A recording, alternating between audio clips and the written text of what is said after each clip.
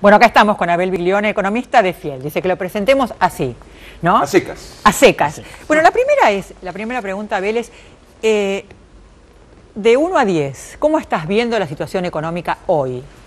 ¿En Argentina? En Argentina. Yo creo que es una transición muy buena. Mucha ayuda de afuera. Realmente hay dos velas que vos tenés que prender todas las noches.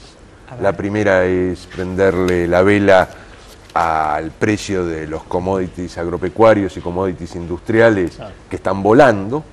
La segunda vela que tenés que prender es que a Dilma Rousseff le siga haciendo bien, como le fue al expresidente, a Lula, de forma tal que traccione la economía argentina. E internamente no tenés grandes problemas, con lo cual ustedes que estaban hablando de política en la apertura del programa, te diría que a las elecciones del 23 de octubre se llega más o menos bien. Juntando, viste, como las ollas de presión, que vos vas juntando tensiones, que alguien las tendrá que abrir la olla de presión después de la elección o después del 10 de diciembre del 2011, sea quien ganase las elecciones. Claro. Y en ese sentido vos ves este proceso de consumo que se está viendo. Ahora, ese consumo, a mi duda, ¿les alcanza a todos por igual? No. Ahora, vos tenés sector en la economía, vos tenés sector formal, que está sindicalizado en una parte importante, y tenés un sector informal. Siempre mirás los promedios. Sí. Entonces vos decís, en promedio los salarios suben. Y yo siempre digo, si el pie derecho está sobre una barra de hielo y el pie izquierdo sobre una estufa de cuarzo, en promedio tengo una buena temperatura, pero pie derecho se congela y pie izquierdo se está quemando. Entonces mi argumento es que allí no todos están recibiendo de pleno los ajustes. Mirá solo el sector terciario de jubilados y pensionados, que no lo está recibiendo. Quizás los que están en la mínima sí, han recibido un fuerte aumento en términos reales los últimos 6 años, pero no los que estaban arriba de la mínima. En el sector informal depende del año si sube más o no que el formal. En este esquema... ¿Y esto es salarios, digamos, empleados en negro, entre el 30 y el 35% de la 35%, población? 36% del total del empleo en la Argentina está en negro. Ojo que ha ido disminuyendo el empleo en negro. Sí. O sea, en algún momento llegamos a tener más de 45%. Claro. Eso es cierto que ha habido un proceso de blanqueo de personas. Hay gente que habla loas de Lula porque hizo que un sector muy importante de la clase baja se convirtiera en clase media. Y eso se supone, y esto es un avance. Nosotros estamos en un proceso de pasar de clase baja a clase media, estamos en un proceso de sacar a la gente de la marginalidad. No, porque hay un punto que es básico en la estructura de Lula, que es el ataque a la tasa de inflación.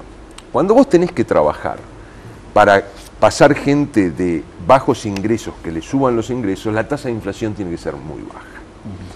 Ese fue un ataque que hizo su presidente de Banco Central y su ministro de Hacienda constantemente. Argentina sufre un proceso inflacionario muy fuerte. De hecho, el propio INDEC, que te dice la tasa de inflación es 10% anual, y que nadie le cree, el 10% es altísimo. Claro, o sea, ya está entre las más altas del mundo. Incluso, claro, es 2 veces y media la tasa de inflación internacional de un país civilizado, entre comillas. Entonces vos necesitarías una muy baja tasa de inflación para trabajar en todas estas cosas que se llaman programas sociales o focalizados, de forma tal que la gente de menores ingresos no pierda capacidad de compra.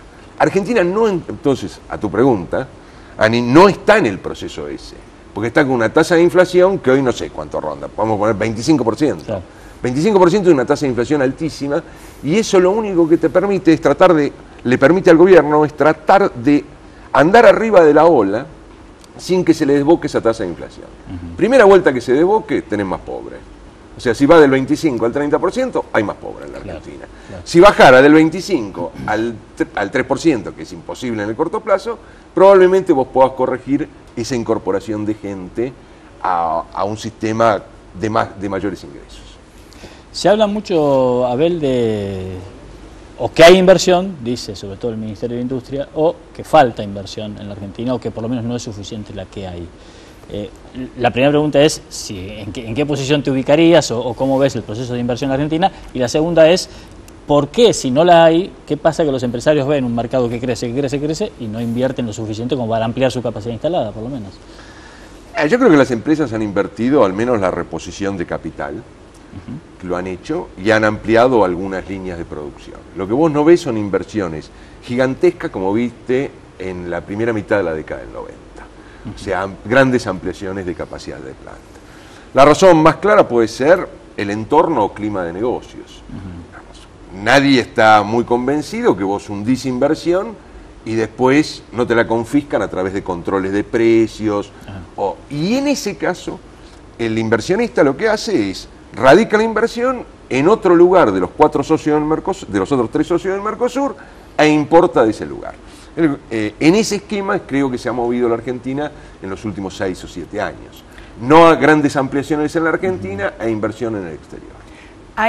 Después del corte, quiero dejarte para después una pregunta, ¿no? Y es, ¿por qué crees que el gobierno se empecina en no dar la cifra exacta de la inflación? ¿A quién le sirve? Porque hay como una idea general de que esto haría mal, decir la cifra exacta. ¿Me lo contestás después? Ya volvemos.